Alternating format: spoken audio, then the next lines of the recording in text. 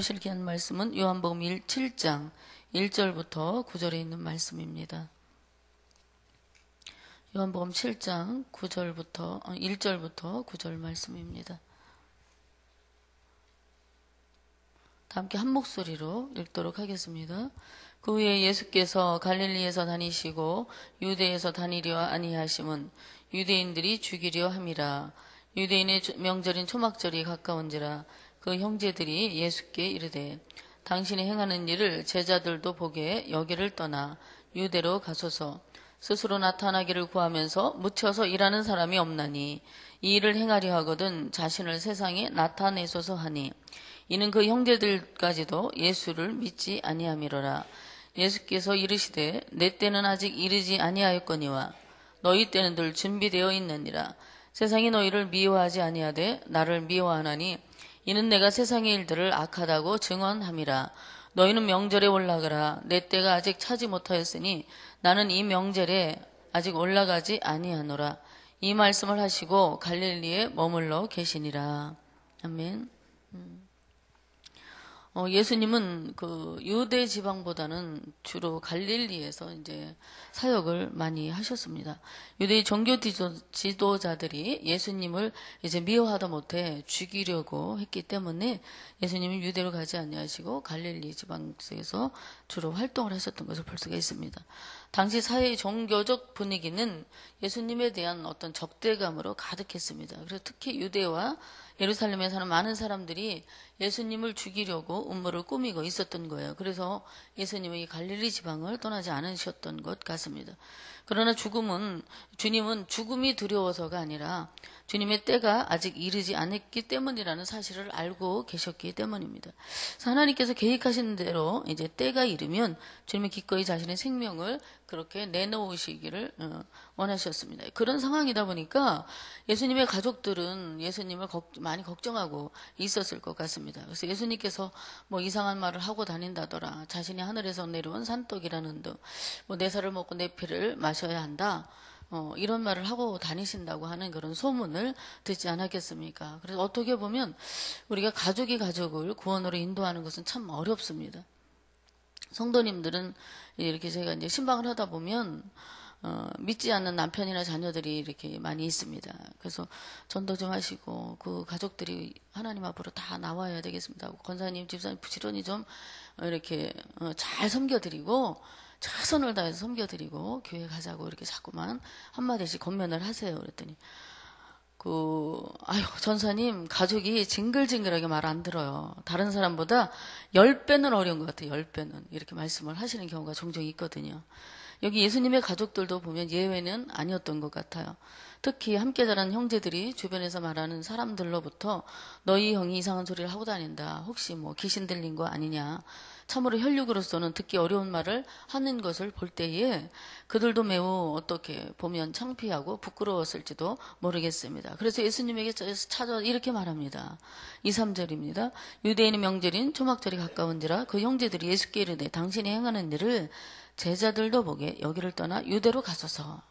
이렇게 권하고 있죠. 그래서 주님의 동생들은 유대 사람의 명절인 이 초막절을 맞이했으니까 유대로 가면 어떻겠는가라고 고민을 하는 거예요. 그런데 그들의 속내는 뭐예요? 우리 동네에서 형님이 하고 다니는 말과 행동으로 인해서 우리가 창피하고 부끄럽습니다. 그러니까 괴로우니까 제발 형님의 제자들도 초막절 행사 구경도 할 겸 갈릴리를 떠나면 어떻겠느냐 이렇게 말하고 있는 거죠. 그들은 예수님을 그 당시에 하나님의 아들인 것을 믿지 않았습니다.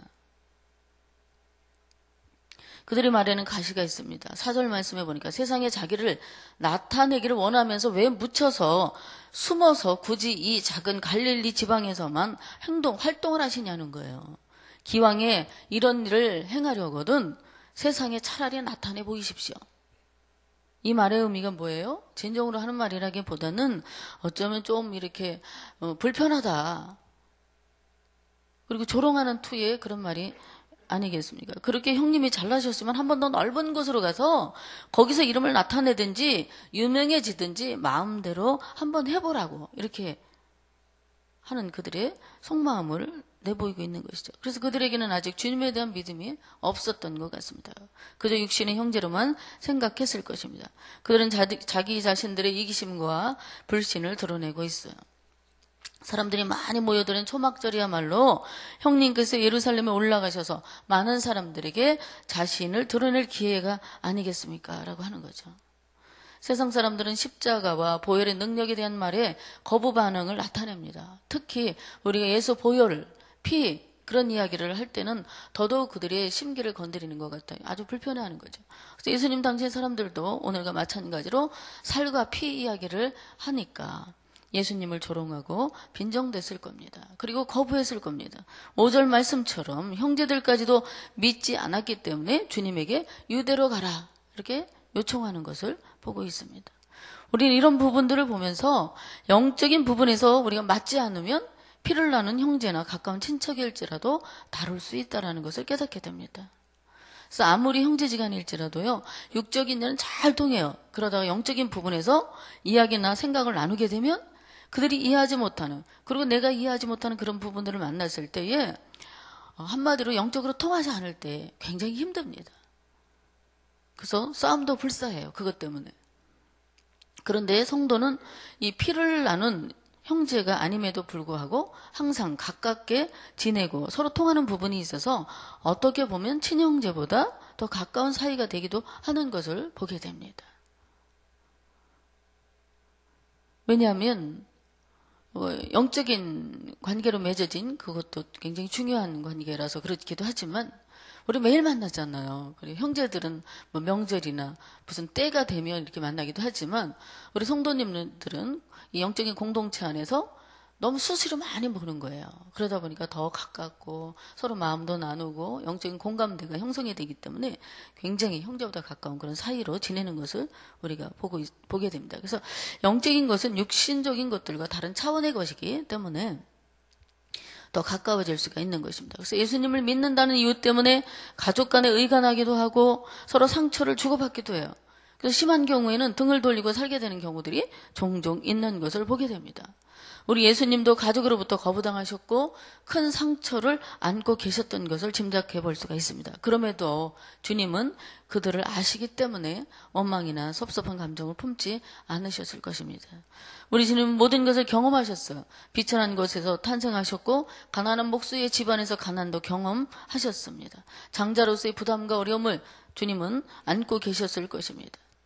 억울한 누명을 쓰시고 조롱과 멸시를 당하셨기 때문에 주님은 우리의 억울함도 아십니다. 아픔도 아시고요. 가난도 아시고 우리가 안고 있는 삶의 모든 부담도 우리 주님은 알고 계시다는 거예요. 애매히 고난을 몸소 겪어보셨기 때문에 고난 당하는 자들의 슬픈 마음도 아픈 마음도 주님은 아시는 줄도 믿습니다. 시험을 당할 때에 주님께서 우리를 능히 도우신다고 했습니다. 여러분들이 살다가 어려움을 만나거나 고난을 만나거나 시험을 만나면 절대로 낙심하지 마시기 바랍니다. 우리 등 뒤에서 우리를 밀어주시는 우리 주 예수 그리스도가 계심을 기억할 수 있기를 축복합니다. 가족들이 유대로 올라가야 한다고 말하자 주님은 아직 내 때가 이르지 않았다. 그러나 너희들의 때는 늘 준비되어 있느니라. 이렇게 대답하세요. 그러니까 너희들은 초막절에 유대로 올라가도 되지만 나는 아직 때가 아니라고 하시는 거예요. 예수님의 때는 이제 하나님이 정하셨기 때문에 그때, 즉 하나님의 아들이시며 인류의 구세주가 되신다는 이러한 사실들을 선포하고 해야 되는 그런 시기는 주님 자신이 결정하시는 것이 아니라 하나님의 뜻을 따라 행하시는 것이기 때문에 하나님께서 정하신 때를 기다려야 한다라고 이렇게 말씀하시는 거예요. 주님은 영광을 얻으실 때와 십자가에서 죽으실 때를 하나님의 시간에 맞추고 서서히 나아가고 있다는 것입니다.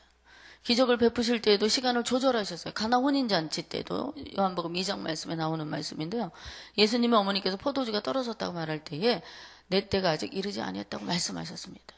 우리도 기도할 때 지금 당장 들어주기를 바라며 하나님을 때로는 너무 급하면 너무 상황이 어려우면 하나님을 협박할 때가 있어요. 하나님 이것저것 들어주시면 이것 들어주지 않으면 나 큰일 납니다. 저 어쩌면 시험에 들 수도 있습니다. 들어주셔야 됩니다. 조급해서 안달을 할 때가 있죠.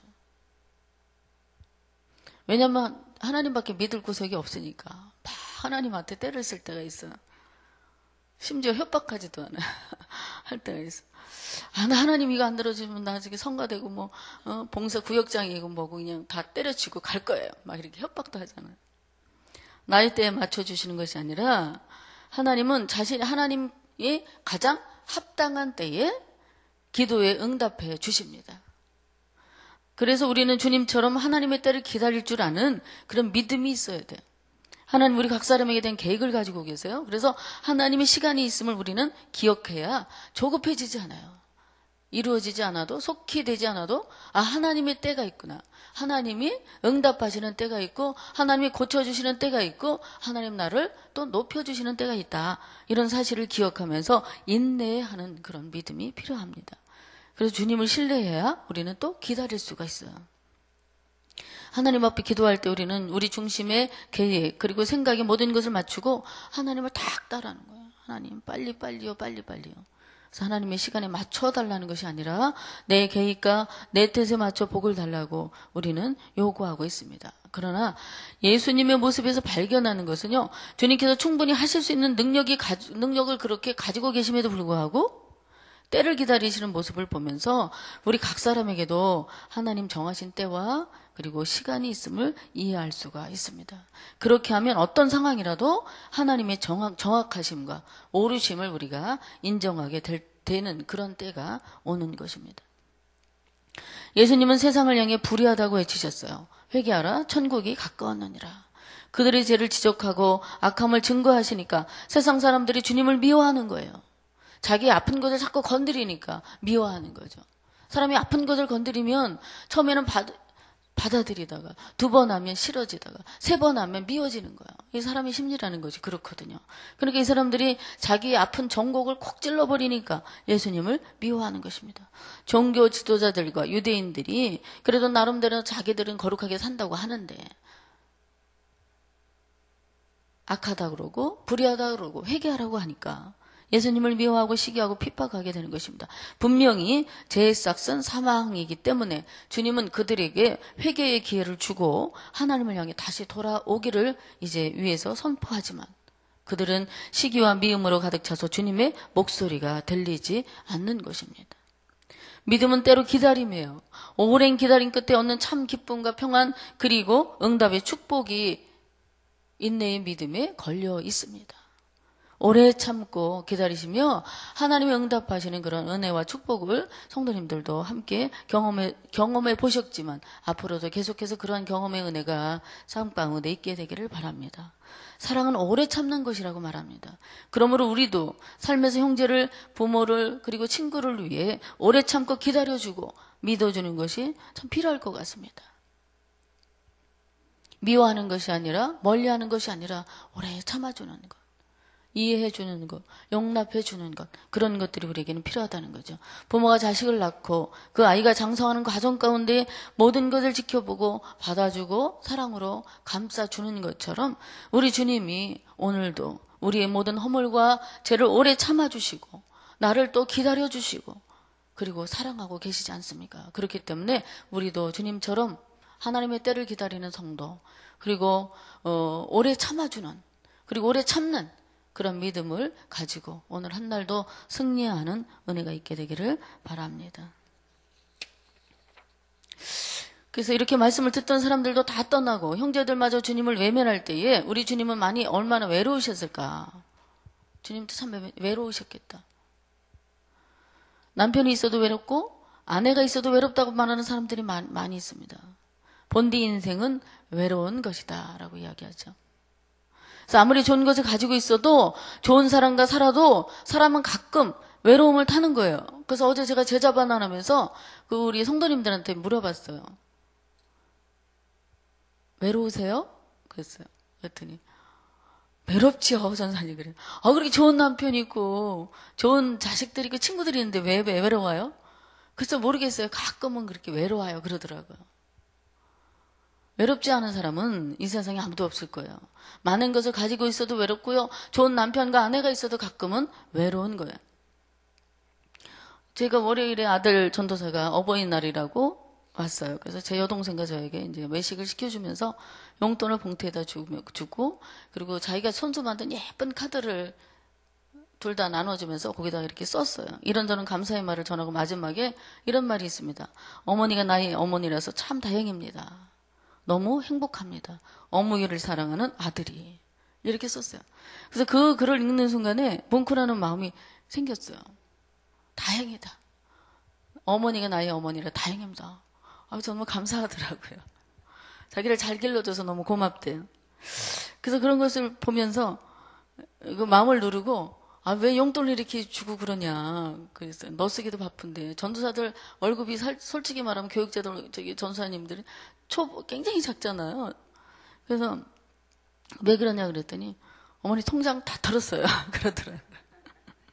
이런 자상한 아들이 있어도 외로운 것이 인생입니다. 하나님이신 우리 예수님도 외로운 고독을 잘 경험했기 때문에 우리의 이런 고독과 외로움을 잘 이해하실 것 같아요. 하나님을 믿으면서도 내가 이렇게 외롭지 하고 느낄 때에 죄책감 가질 필요는 없다고 생각합니다. 때로는 누구나 다 그런 외로움을 경험하기 때문이에요. 고독함은 우리를 주님께로 더 가까이 다가가게 하는 좋은 현상이 되기도 합니다. 우리에게 있어서 진정한 위로는 하나님이세요. 다른 어떤 것으로도 나의 마음을 만족하게 하고 나를 외롭지 않게 할 것은 없지만 그때에 그 외로울 때에 거룩한 고독을 통해서 하나님과 더 가까이 다가갈 수 있는 기회가 된다면 그것은 참으로 축복이라고 생각합니다. 무엇을 해도 무엇을 가져도 외로운 인생일 수밖에 없지만 우리를 잘하시고 위로해 주시고 축복하시는 말씀이신 우리 주 예수 그리스도를 믿고 의지함으로 마음 가득한 기쁨이 충만한 그런 삶이 되어지기를 바랍니다. 믿는 자와 함께 하시는 은혜가 오늘 저와 성도님들의 삶에 함께 하실 것을 믿습니다. 하나님의 때를 기다리며 오직 하나님께 소망을 두는 자가 복이 있는 줄로 믿습니다. 기도하겠습니다. 하나님, 주님 고독한 우리 인생에 찾아와 주셔서 소망을 품고 살아가게 하셔서 너무 다행스럽고 감사합니다. 주님이 우리 아버지라 우리는 너무 행복합니다. 주님이 우리 하나님이시고 또 우리에게 날마다 범사의 은혜를 주시니 감사합니다. 오늘도 주님 안에서 살게 하시고 주님의 기쁘신 뜻을 행하도록 지혜를 주옵소서. 교회를 지켜주옵시고 성도들의 가정과 삶에 큰 위로를 주옵소서. 종교계획지 순례 여행 중이신 목사님과 성도님들의 안전과 건강을 책임져 주옵소서.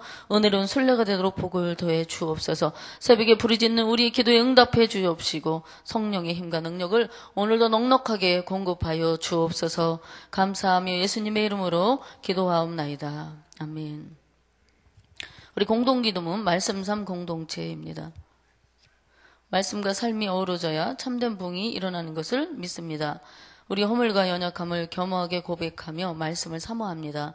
진리의 말씀 성경에 약속된 하나님의 부흥을 기다립니다.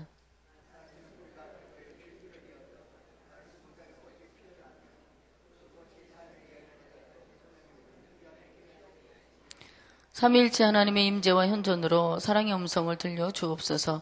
주님, 우리 공동체의 비전을 굳센 믿음으로 거듭하여 선포합니다.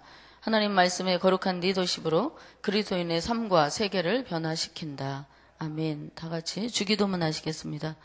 하늘에 계신 우리 아버지, 아버지의 이름을 거룩하게 하시며 아버지의 나라가 오게 하시며 아버지의 뜻이 하늘에서와 같이 땅에서도 이루어지게 하소서. 오늘 우리에게 일용할 양식을 주시고 우리가 우리에게 잘못한 사람을 용서하여 준 것 같이 우리 죄를 용서하여 주시고 우리를 시험에 빠지지 않게 하시고 악에서 구하소서. 나라와 권능과 영광이 영원히 아버지의 것입니다. 아멘. 우리 함께 들으실 기도 제목입니다. 지금 들은 말씀이 내 삶으로 이어지게 하옵소서. 교우 대신방을 통해 각 가정과 구역에 하나님의 은혜가 충만하게 하옵소서. 전도 폭발 구기 훈련과 말씀삼 성경대학 1학기 과정을 복되게 사용하옵소서.